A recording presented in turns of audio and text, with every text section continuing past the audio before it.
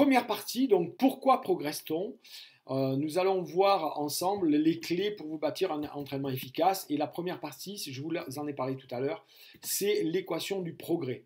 On va voir les trois principes fondamentaux qui vont soutenir votre progression. Comment organiser votre entraînement justement entre un entraînement complètement feeling, qui est très agréable, mais en fait qui n'est pas structuré, qui vous apporte pas une progression solide, et un entraînement qui serait trop cadré, trop dur, et qui serait usant et rébarbatif. Et pour trouver cet équilibre-là, il faut que par vous-même, vous puissiez adapter votre entraînement, et on va vous expliquer ces clés-là avec Romain ce soir.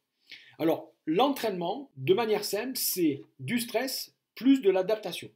Donc, pour schématiser ça simplement, si l'organisme c'est un carré bleu, ok, on va lui donner un stress et hop, il va se transformer, il va s'adapter, plus gros, il va s'arrondir un peu, etc.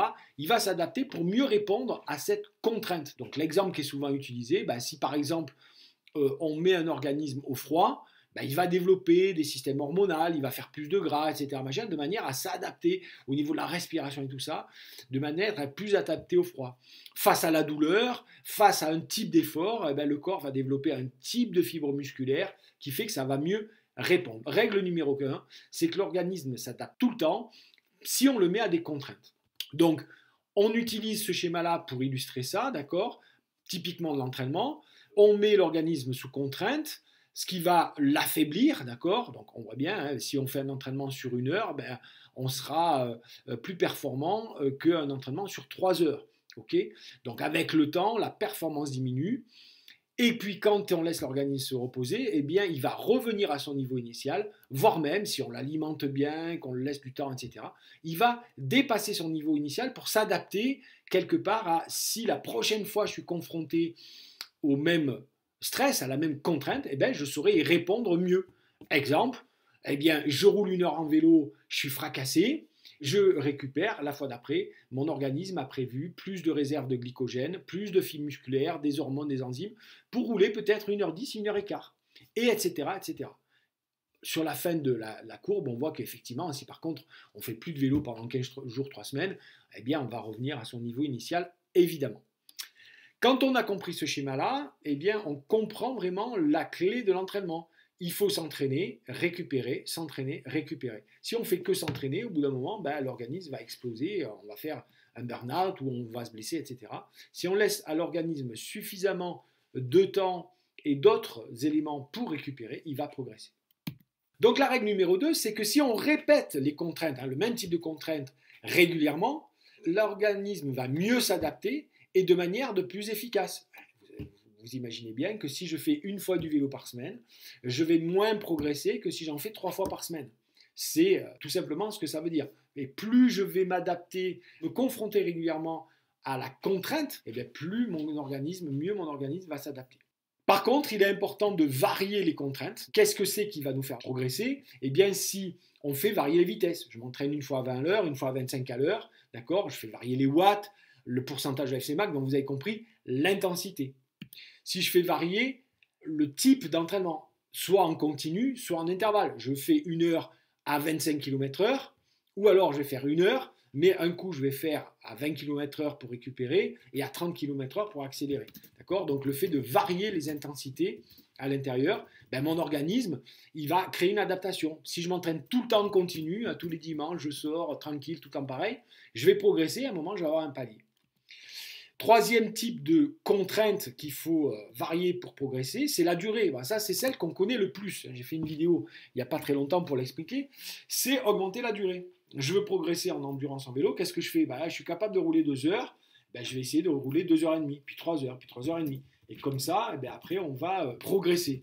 C'est bien, mais ce n'est pas la seule contrainte qu'on peut mettre à son entraînement, parce que très vite, on va avoir un effet seuil.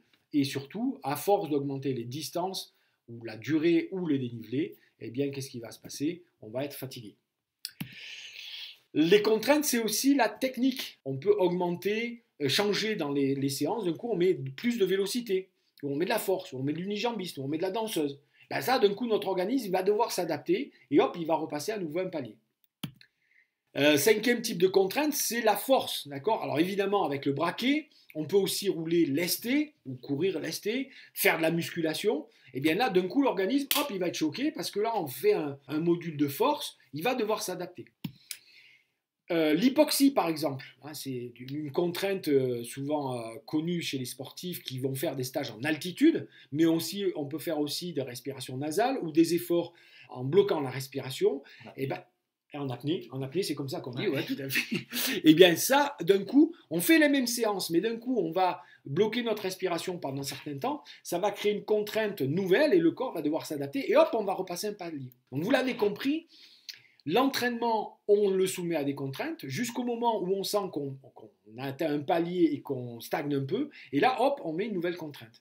Et ça, c'est vraiment la variable essentielle que vous devez comprendre à l'entraînement. Septième type de contrainte, la température, s'entraîner au chaud. Donc soit l'été, vous savez, en plein été, vous commencez à 8h du matin, à 10h, à 11h, à midi, vous entraînez entre midi et 2, ça va créer des adaptations et le corps va être plus fort. Adaptation au froid aussi. Les entraînements au chaud, il y en a qui font du home trainer dans leur salle de bain avec une baignoire humide pour augmenter le taux d'humidité, s'adapter aux conditions des courses sous les tropiques. Bon, c'est intéressant, on se rend compte que quand ils reviennent après en Europe, avec un petit temps d'adaptation, ils sont plus performants. Et puis, vous avez également les stratégies nutritionnelles du type entraînement à jeun ou en low carb, c'est-à-dire avec un taux de glycogène très bas, etc., etc. Il y en a tout un tas, donc le régime cétogène, j'en passe, c'est des meilleurs. Eh bien, mettre une contrainte alimentaire, et c'est une nouvelle contrainte. Alors, ça peut paraître dangereux ou contre-intuitif ou à l'encontre du truc, mais par exemple, vous entraînez pendant une certaine période de manière progressive et adaptée à ne pas boire ou à ne pas vous alimenter. Si vous le faites trop fort, évidemment, ça ne va pas être bon, mais si vous donnez au corps le temps de s'adapter de manière progressive, vous allez obtenir des résultats très intéressants. Donc vous voyez que vous avez rien que là 8 pistes pour relancer votre entraînement quand vous avez l'impression que vous saturez. Et en plus, cette variété, elle est assez sympa et variée. Hop! Donc la troisième règle à comprendre, c'est que si on répète toujours la même contrainte, au bout d'un moment, il y a un effet seuil. D'accord? Il n'y a plus d'adaptation, il n'y a plus que de la fatigue. Donc si je m'entraîne tout le temps en force, par exemple, l'entraînement en force, c'est un entraînement qui est très efficace. Si je fais ça pendant 3 semaines, 4 semaines, mais au bout d'un moment, je vois que je ne progresse plus, là j'ai intérêt à changer mon type d'entraînement. L'entraînement en force, c'est plutôt un entraînement soit technique, soit basé sur la force. Bon, je vais peut-être changer, je vais faire un entraînement en hypoxie, je vais faire un entraînement en low carb, je vais faire un entraînement où je vais varier d'un coup les intensités, etc. Je vais faire plus d'intervalles. Vous voyez, je vais changer. Donc, l'idée, c'est de trouver le bon équilibre temporel entre répétition dans le temps pour créer des adaptations à long terme, d'accord? Donc, c'est-à-dire que, oui, si je fais une fois de l'hypoxie, je ne vais pas créer une adaptation suffisante pour dire, ça y est, voilà, j'en ai les gains. Il faut que quand même j'ai 15 jours, 3 semaines, 5 semaines, ça dépend des variables, d'accord? Voilà. Et en même temps, il faut faire de l'entraînement et de la récupération. Il faut alterner les deux entre période d'entraînement où je travaille, période de récupération où je me répare. Et trouver le bon équilibre entre la charge d'entraînement et la qualité de la récupération, on va dire. Voilà, c'est exactement ça. Donc, il faut trouver cet équilibre-là et changer de contrainte au moment où l'effet seuil se produit. Voilà. Donc, l'idée, c'est grosso modo, tous les 3 à 6 semaines, encore une fois, ça va dépendre de vous et ça va dépendre des contraintes. Il y a des contraintes, il faut les répéter pendant plutôt 6 semaines. Il y en a d'autres, au bout de 3 semaines, on en a déjà les effets. Attention, certaines contraintes sont à privilégier à proximité des courses, mais à éviter loin des courses. Alors l'exemple, c'est le seuil, l'hypoxie ou les protocoles chaleur. Il vaut mieux les faire à proximité des courses. Pourquoi? Parce que c'est très contraignant et leurs effets disparaissent rapidement. Donc, si vous le faites juste avant les courses, c'est intéressant, c'est contraignant, ça va développer des qualités fortes, mais vous faites les courses juste après, vous en bénéficiez. Par contre, si vous les faites loin des courses, ça peut être intéressant un peu comme ça pour varier, mais vous allez en perdre les bénéfices et vous fatiguez pour rien. D'accord? Donc, le seuil, l'hypoxie, la chaleur, par exemple, c'est des choses que vous pouvez faire une fois de temps en temps, une fois tous les 15 jours dans votre entraînement pour le changer, pour créer une adaptation, un petit choc, mais une fois. Voilà, il n'y a pas un vrai protocole à mettre en place. Par contre, à l'approche des courses, oui, ça, on le met vraiment en place.